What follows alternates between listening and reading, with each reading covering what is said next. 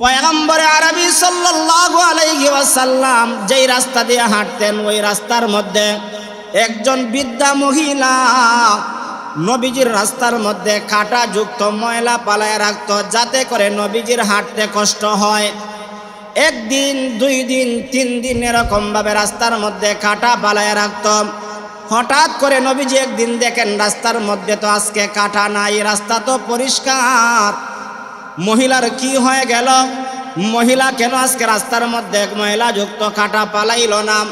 মহিলার সন্ধান করতে গিয়া নবীজি সাল্লাল্লাহু আলাইহি ওয়াসাল্লাম সংবাদ পেলেন ওই বয়োবৃদ্ধ মহিলাটা অসুস্থ হয়ে গেছে। অসুস্থ হওয়ার কারণে ওই মহিলা রাস্তার মধ্যে ময়লা যুক্ত কাঁটা পালতে পারে না।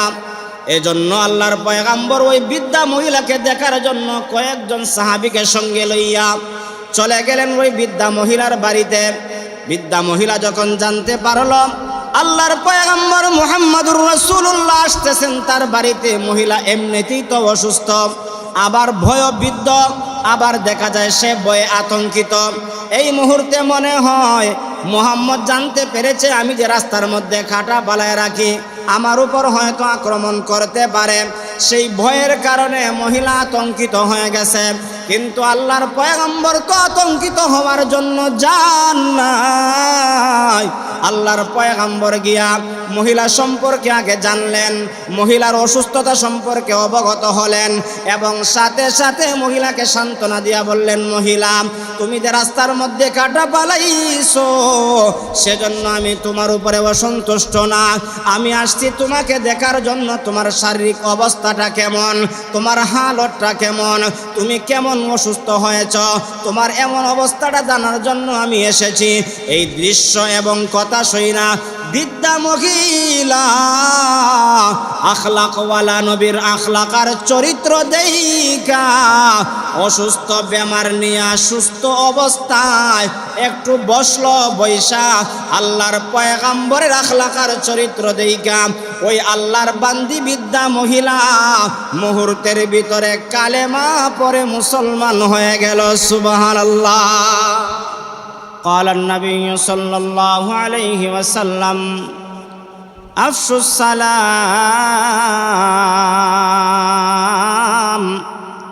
আল্লাহর পয়গম্বর বলেন 1 নাম্বার হলো সালামের প্রচলন চালাইবা, সালাম দিবা, ছোট বড়কে সালাম দিবা, বড় ছোটকে সালাম দিবা, একজন আরেকজনকে দেখলেই সালাম দিবা, সালামের প্রচলন ঘটাইবা। সালাম দিলে শান্তি আসবে, সালাম দিলে দূরত্ব কমে আসবে, সালামের দ্বারা শত্রু আপন হয়ে যায়, সালামের দ্বারা বন্ধুত্ব স্থাপন হয়। সালাম দিবা, দেখবা তোমাদের মধ্যে ভ্রাতৃত্ব সম্পর্ক আরো বেশি গভীর হবে।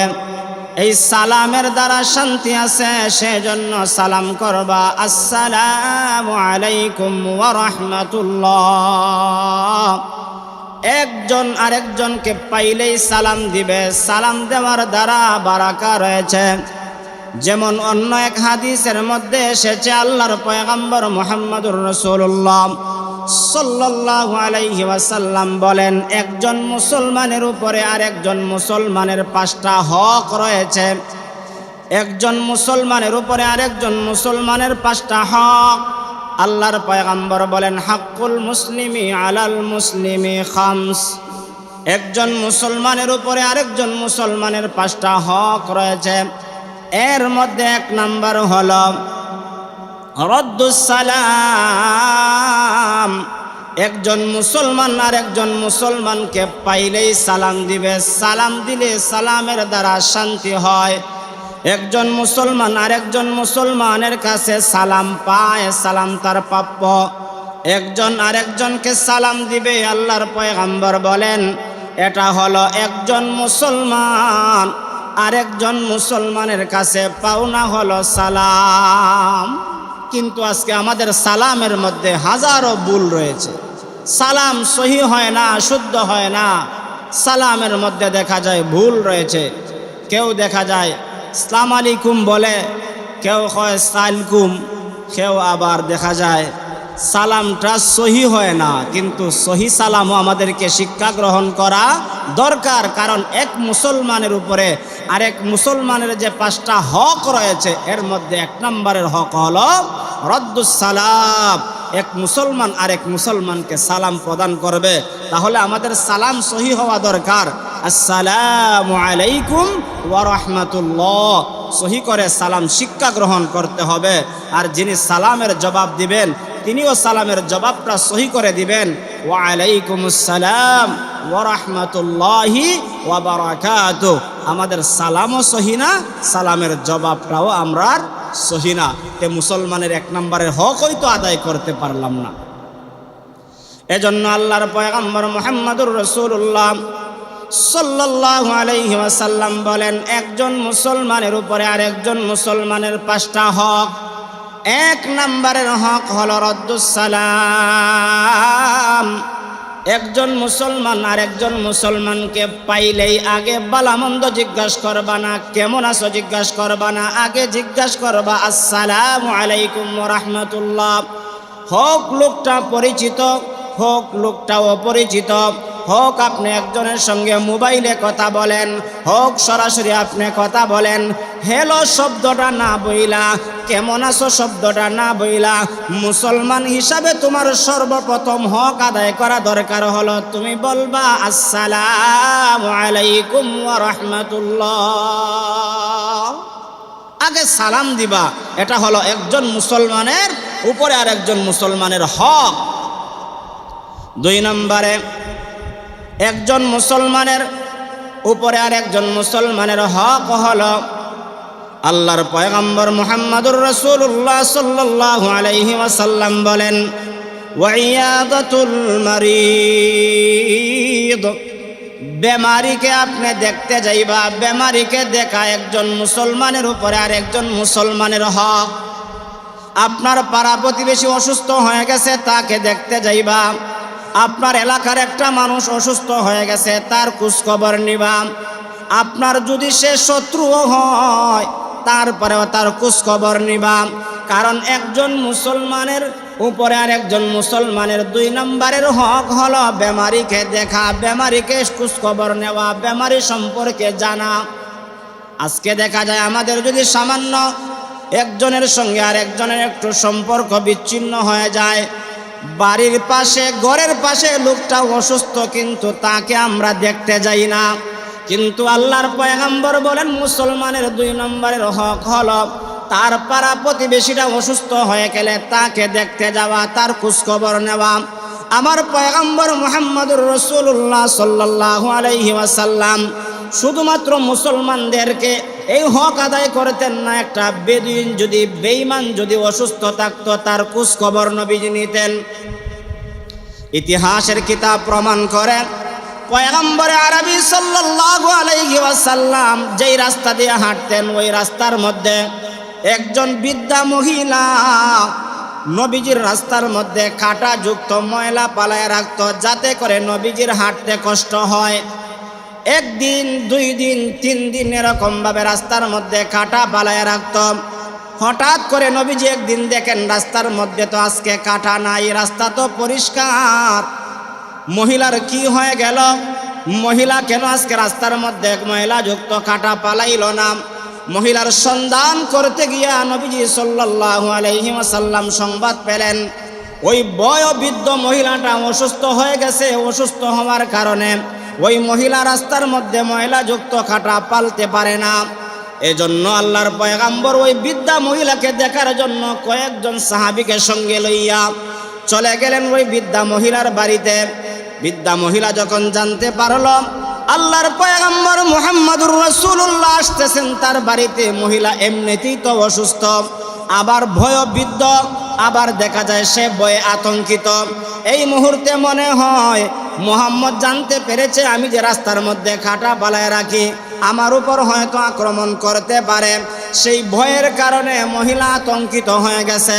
কিন্তু আল্লাহর পয়গম্বর তো আতঙ্কিত হওয়ার জন্য যান নাই, আল্লাহর পয়গম্বর গিয়া মহিলা সম্পর্কে আগে জানলেন, মহিলার অসুস্থতা সম্পর্কে অবগত হলেন এবং সাথে সাথে মহিলাকে সান্ত্বনা দিয়া বললেন, মহিলা তুমি যে রাস্তার মধ্যে কাটা পালাইছো সেজন্য আমি তোমার উপরে অসন্তুষ্ট না, আমি আসছি তোমাকে দেখার জন্য তোমার শারীরিক অবস্থাটা কেমন, তোমার হালতটা কেমন, তুমি কেমন অসুস্থ হয়েছ, তোমার এমন অবস্থাটা জানার জন্য আমি এসেছি। এই দৃশ্য এবং কথা শুনা বৃদ্ধা মহিলা আখলাকওয়ালা নবীর আখলাকার চরিত্র দেইখা অসুস্থ বেমার নিয়ে সুস্থ অবস্থায় একটু বসলো, বৈশা আল্লাহর পয়গম্বরের আখলাকার চরিত্র দেইখা ওই আল্লাহর বান্দি বৃদ্ধা মহিলা মুহূর্তের ভিতরে কালেমা পড়ে মুসলমান হয়ে গেল। সুবহানাল্লাহ। যেই মহিলা মুসলমান ছিল না কিন্তু নবীজির শত্রু ছিল, কিন্তু নবীজি যেই রাস্তা দিয়ে হেঁটে যেতেন ময়লা কাঁটাযুক্ত পালায় রাখত। নবীজি ভাবলেন মহিলা হয়তো অসুস্থ হয়ে গেছে, না হয় মহিলা মারা গেছে। মহিলার সংবাদ শুই না নবীজি গেলেন দেখার জন্য। আর শত্রুকে যখন নবীজি দেখতে আসছেন ওই শত্রুটা আপন হয়ে গেল। কেমনে আপন হয়ে গেল? আল্লাহর নবী মুহাম্মদ সাল্লাল্লাহু আলাইহি ওয়াসাল্লামের হাদিস হলো, এক মুসলমানের উপরে আরেক মুসলমানের 5টা হক। 1 নম্বর হলো রাদ্দুস সালাম, সালাম দিবা, সালামের দ্বারা শান্তি হবে। 2 নম্বর হলো একজন মুসলমান যদি অসুস্থ হয় তাকে দেখতে যাইবা, তার খোঁজখবর নিবা। নবীজি খোঁজখবর নিতে গেছেন, তার খবর জানার জন্য গেছেন। দেখা যায় ঘটনা ভিন্ন রকম হয়ে গেল। মহিলা নবীজির উপর সন্তুষ্ট হইয়া কালেমা পড়ে মুসলমান হয়ে। তাহলে একজন মুসলমানের উপরে আরেকজন মুসলমানের 5টা হক, এর মধ্যে 2 নম্বর হলো বেমারিকে দেখতে যাওয়া। বেমারিকে কি করা? দেখতে যাওয়া। একজন অসুস্থ হয়ে গেলে, হোক সে আপনার পাড়া প্রতিবেশী, হোক সে আপনার আত্মীয়, হোক সে আপনার দূরের মানুষ, যদি মনে করেন ওই লোকটা আপনার সঙ্গে চলাফেরা করেছে, ওই লোকটা অসুস্থ হয়ে গেছে, আপনি মুসলমান হিসাবে আপনার দায়িত্ব হলো আপনি তার সংবাদ লওয়া। কিন্তু আজকে আমরা বেমারিদের সংবাদ নেই না, বেমারিদের খোঁজখবর নেই না। এটা মুসলমানের হক আমরা আদায় করি। 3 নম্বরে আল্লাহর পয়গম্বর বলেন মুসলমানের হক আরেক মুসলমানের উপরে হলো ওয়া ইত্তিবাউল জানাইজি। মুসলমানের হক হলো আরেক মুসলমানের জানাজায় অংশগ্রহণ করা। একজন মুসলমানের উপরে আরেকজন মুসলমানের 3 নম্বরের হক হলো জানাজায় অংশগ্রহণ করা। আমার পাড়া প্রতিবেশী মারা গেলেও তার জানাজায় অংশগ্রহণ করব। দূরের মানুষ মারা গেলেও তার সংবাদ যদি আমি পাই, সময় যদি আমার থাকে, তার জানাজায় অংশগ্রহণ করা মুসলমান হিসাবে আপনার দায়িত্ব। আল্লাহর পয়গম্বর 1450 বছর আগে বলে গিয়েছেন 3 নম্বরের হক হলো ওয়া ইত্তিবাউল জানাইজি, জানাজায় অংশগ্রহণ করা, জানাজার মধ্যে শরীক হওয়া। আল্লাহর পয়গম্বর বলেন জানাজায় অংশগ্রহণ করলে যে জানাজা পড়লো তার আমলনামার মধ্যে 1 কিন্তার পরিমাণ সওয়াব তার আমলনামায় দান করা হয়। 1 কিন্তার বুঝাইছেন যে আসমান থেকে জমিনের যতটুক দূরত্ব, এই পরিমাণ দূরত্ব আল্লাহ তাআলা জাহান্নাম তার থেকে দূরে সরাইয়া দেন। তাহলে জানাজায় অংশগ্রহণ করার দ্বারা সওয়াব আছে না নাই? 2 নম্বরে আমরা আরেকটা ভুল করি, জানাজা দাফনের পরে যে একটা দোয়া হয় ওই দোয়াতে আমরা সংখ্যায় কম থাকি। মনে করি জানাজা শেষ, এইটার দরকার নাই। জানাজার 2 জায়গায় সওয়াব পাওয়া যায়। একটা হলো অর্ধেক সওয়াব হলো আপনি জানাজায় অংশগ্রহণ কইরা পাবেন। 2 নম্বরের সওয়াব হলো জানাজা শেষে যখন আপনি দাফন করলেন, দাফন কাফন সম্পূর্ণ করার পরে আপনি যখন ওই মাইয়িতার জন্য দোয়া কইরা তাকে শেষ বিদায় দিয়ে আসবেন, সেটা হলো আপনার 2 নম্বরে সওয়াবের অংশ। অর্ধেক পাইলেন ওই জায়গায়, আর বাকি অর্ধেক হলো আপনার সম্পূর্ণ করার পরে। আমরা আগেই বিদায় দিয়ে দেই, আগেই আমরা চলে যাই, এটার দ্বারা পূর্ণ জানাজার সওয়াব আমরা পাব। তাহলে মুসলমানের 3 নম্বরে হক কি? জানাজায় অংশগ্রহণ করা। সময় পাইলে, সুযোগ পাইলে, আত্মীয় দূরে হলেও যদি ব্যস্ততা না থাকে, জানাজায় অংশগ্রহণ করা। ওয়া ইত্তিবাউল জানাইজি। 4 নম্বর হলো ওয়া ইজাবাতুদ দাওয়াতি। একজন আপনাকে দাওয়াত দিল, আপনি দাওয়াত গ্রহণ করবা। দাওয়াত দিয়েছে, দাওয়াত গ্রহণ করা একজন মুসলমানের উপরে আর একজন মুসলমানের হক। দেখলাম মন মতো হলে দাওয়াত গ্রহণ করলাম, মনের বিপরীত হয়ে গেলে দাওয়াত গ্রহণ করলাম না। এটা নবীর সুন্নত না, এটা মুসলমানের হক না।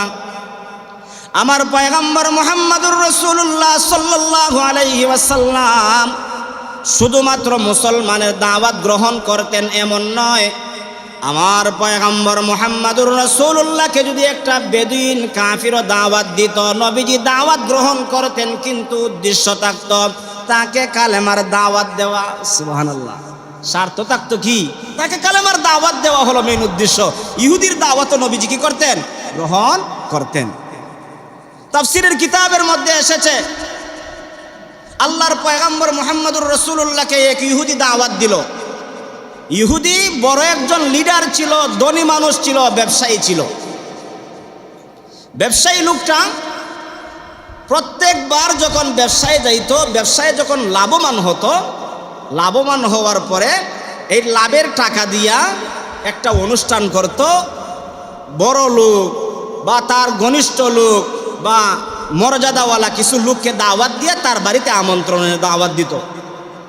একবার চিন্তা করলো, মক্কার মধ্যে তো এত মানুষ আছে, এর মধ্যে ভালো একজন লোক আছে, তিনি হলেন আমার নবী, আপনার নবী মুহাম্মদুর রাসূলুল্লাহ। ইহুদিও স্বীকৃতি দিত যে আমার নবীর মতন ভালো লোক আর কেউ।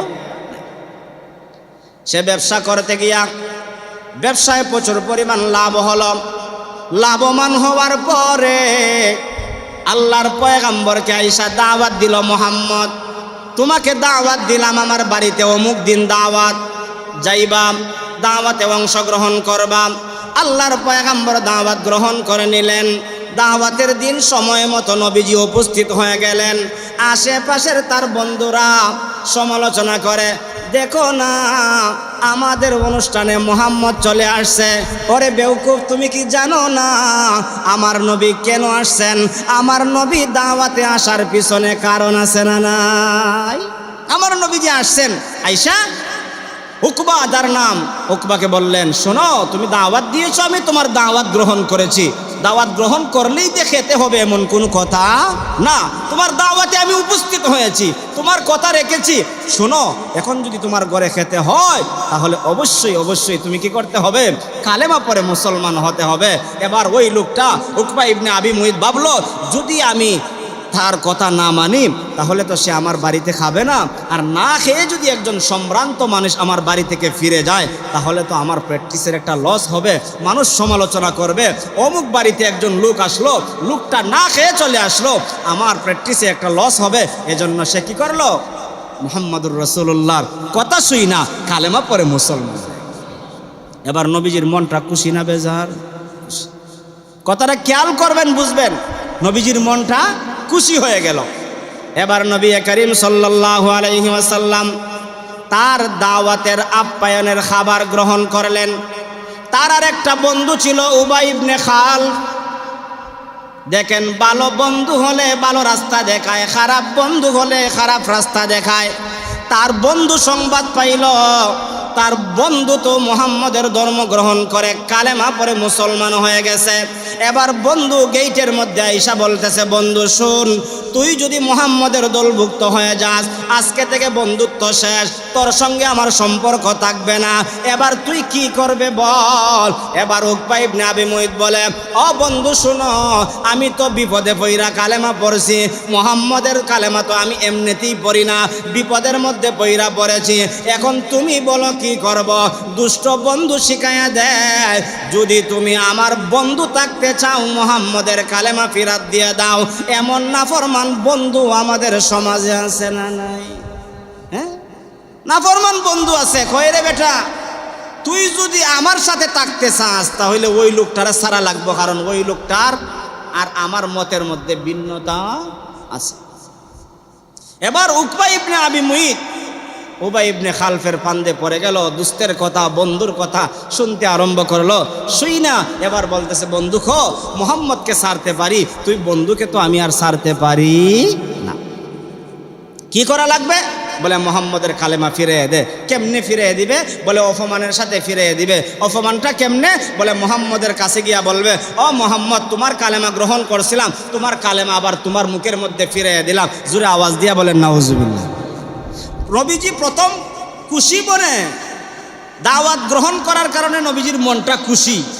এবার যখন কালেমাটা আবার কিছুক্ষণ পরে ফিরিয়ে দিল, নবীজির অন্তরটা এবার বেজার, নবীজির অন্তরে কষ্ট। আমি একটা কথা বলতে চাই, নবীজিকে যদি কেউ কষ্ট দেয়, নবীজিকে যদি কেউ দুঃখ দেয়, নবীজিকে যদি কেউ গালি দেয়, ওই জামানায় কেউ প্রতিবাদ করার আগে প্রতিবাদ করছেন কে? কে? আরো জোরে হন, আরো জোরে। কেউ প্রতিবাদ করে নাই, কেউ প্রতিবাদ করে নাই। প্রতিবাদ সর্বপ্রথম করেছেন আল্লাহ। নবীজিকে গালি দিছে আল্লাহ কোরআনুল কারীমের মধ্যে আয়াত নাজিল করে জবাব দিয়েছেন। নবীজিকে পাগল বলেছে, দুনিয়ার কেউ প্রতিবাদ করার আগে আমার আল্লাহ তাআলা কোরআনুল কারীমের মধ্যে জবাব দিয়েছেন। এইরকম ভাবে নবীজিকে তু নিক্ষেপ করে কালিমা প্রত্যাখ্যান করেছে।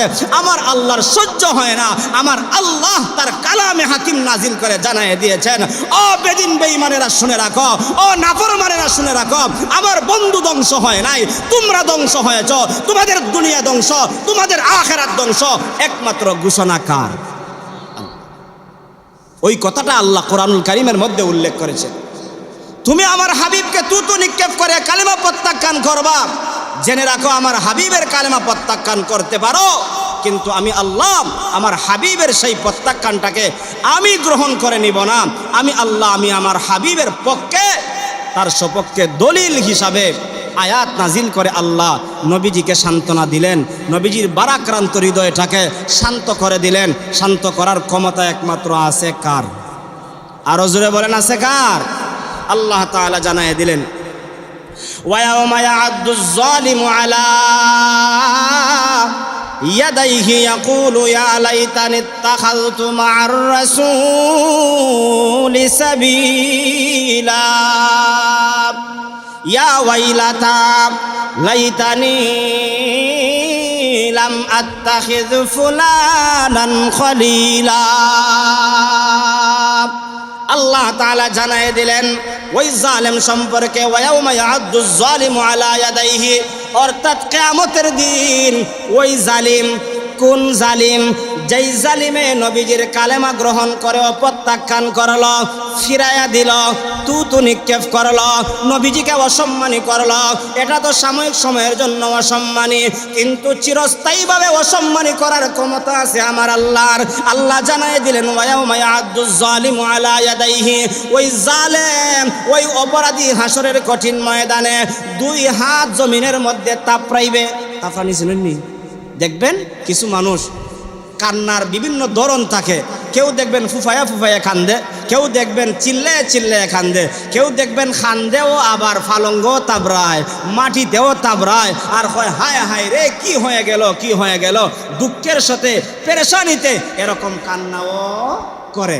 ওই জালেম বলবে ইয়াদাইহি, আর দুই হাত দিয়া জমিনের মধ্যে তাপড়াইবে আর বলবে, ইয়াকুলু ইয়া লাইতানি ইত্তাখাযতু মা'আর রাসূলি সাবিলা।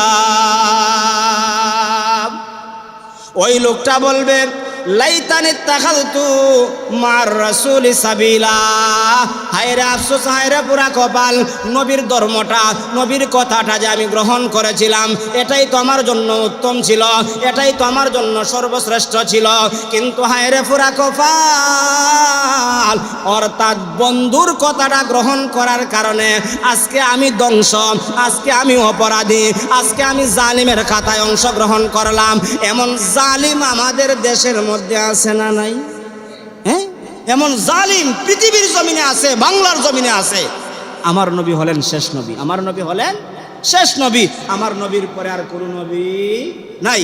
কিন্তু আমার নবীকে কষ্ট দেওয়ার জন্য মুসলমান নয়, মুসলমান দাবি করে, খ্রিস্টান নয়, ইহুদি নয়, হিন্দু নয়, তারা মুসলমান দাবি কইরা আমার নবীকে শেষ নবী মানে না, আমার নবীর নবুয়তের স্বীকৃতি প্রদান করে না, এমন নামদারি কাদিয়ানি নামক দাজ্জাল বাংলার জমিনে আছে।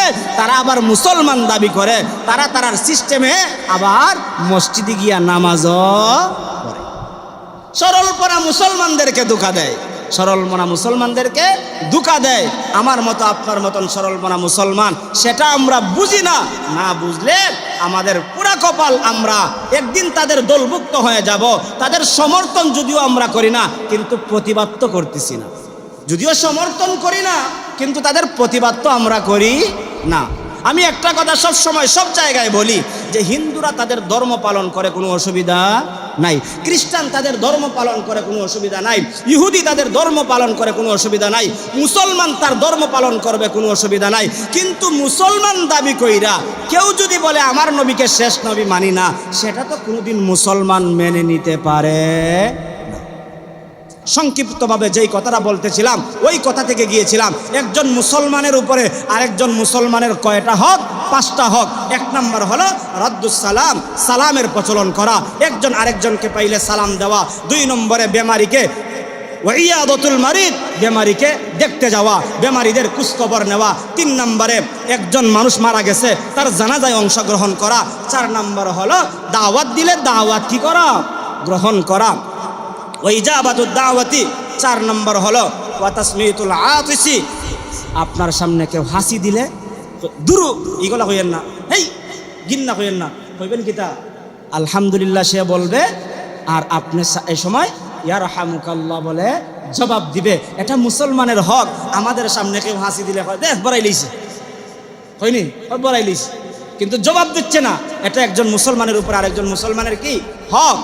5 নম্বর হলো ওয়াইজাবাতুদ দাওয়াতি ওয়া তাসমিতুল আতিসি, 1 নম্বর হলো সালাম দেওয়া, 2 নম্বরে বেমারিকে দেখতে যাওয়া, 3 নম্বরে একজন ব্যক্তির জানাজায় অংশগ্রহণ করা, 4 নম্বর হলো একজন ব্যক্তি হাসি দিলে হাসির জবাব দেওয়া, 5 নম্বরে দাওয়াত দিলে দাওয়াত গ্রহণ করা, দাওয়াত দিলে দাওয়াত গ্রহণ করা। এই 5টা জিনিস হলো একজন মুসলমানের উপরে আরেকজন মুসলমানের কি হক। এই 5টা জিনিস আমরা মুসলমান আজকে কি পালন করি? করি না।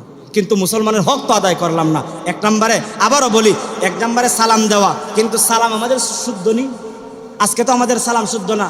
সে কই কিতা সালাম আলাইকুম আসেনি, শতকরা কয়জনে সালাম কয় সালাম আলাইকুম, হয় মোবাইলে হয় সরাসরি সালাম আলাইকুম, নাই লেখে আসসালামু আলাইকুম। যত সংক্ষেপ করা যায়, যত সংক্ষেপ করা যায় আমরা আসসালামু আলাইকুম।